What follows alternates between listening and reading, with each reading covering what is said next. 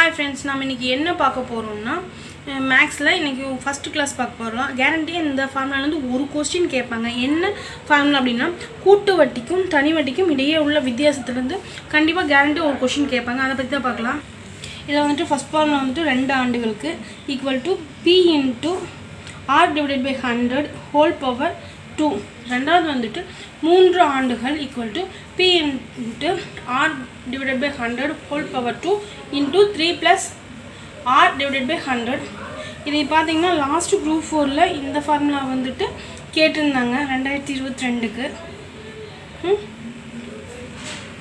இந்த சம் பார்த்தீங்கன்னா ரூபாய் 8000க்கு 2 ஆண்டுகளுக்கு கிடைக்கும் கூட்டு வட்டிக்கும் தனி வட்டிக்கும் இடையே உள்ள வித்தியாசம் ரூ. 20 எனில் வட்டி வீதத்தை காண்க.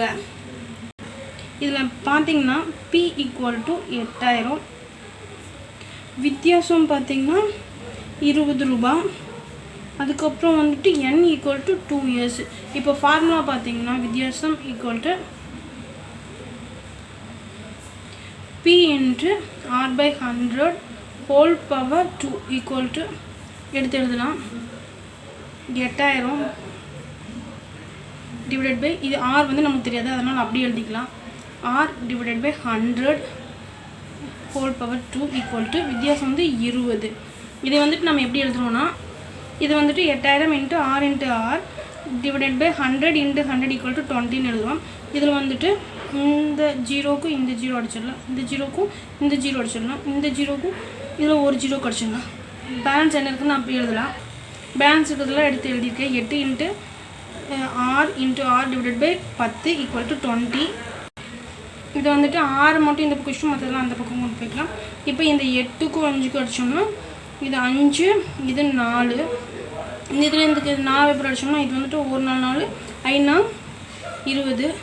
அப்போது r × r = 5 × 5. அப்போ r = 5. So answer = 5%. So answer = 5%. Next வந்துட்டு 3 வருஷத்துக்கான வித்தியாசத்தை பார்க்கலாம். ஃபர்ஸ்ட் கணக்கு வந்துட்டு புக் பேக் சம் தான். 15% ஆண்டு வட்டியில் 3 ஆண்டுகளுக்கு கிடைக்கும் தனி வட்டிக்கும் கூட்டு வட்டிக்கும் இடையே உள்ள வித்தியாசம் ரூ. 1134 எனில் அசலை காண்கன்னு கேட்டிருக்காங்க. ஸோ இதை கண்டுபிடிக்கலாம். சம் பார்த்தீங்கன்னா பியை வந்து நம்ம கண்டுபிடிக்கணும். இதில் வந்துட்டு r = 15%, n = 3 ஆண்டுகள். இப்போ வந்துட்டு ஃபார்முலா பார்த்தீங்கன்னா 3 ஆண்டுகள் = p * r / 100 whole power 2 into 3 plus r divided by 100. இதுதான். இதில் வித்தியாசம் பார்த்தீங்கன்னா 1134. இப்போ ஃபார்முலா சப்ஸ்டிட் பண்ணலாம். p நம்மளுக்கு தெரியாது, ஸோ அதை தான் கண்டுபிடிக்க போகிறோம். r வந்து 15 divided by 100 whole power 2 into 3 plus r வந்து 15 divided by 100 = 1134. இப்போ எல்லாத்தையுமே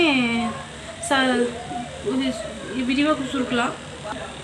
இப்போ p இது வந்துட்டு 15 divided by 100 into 5 divided by 100 எழுதலாம். இதை வந்துட்டு 100 வந்து இங்கே 3ஆல் பெருக்கி அதை வச்சு கூட்டணும். 100 × 3 300, 300 கூட்டல் 5 315 divided by 100 = 1134. இப்போ இங்கே அடிக்கலாம். 3 5 3 5 5, இது 20 × 5 100. இது அதே மாதிரி தான்.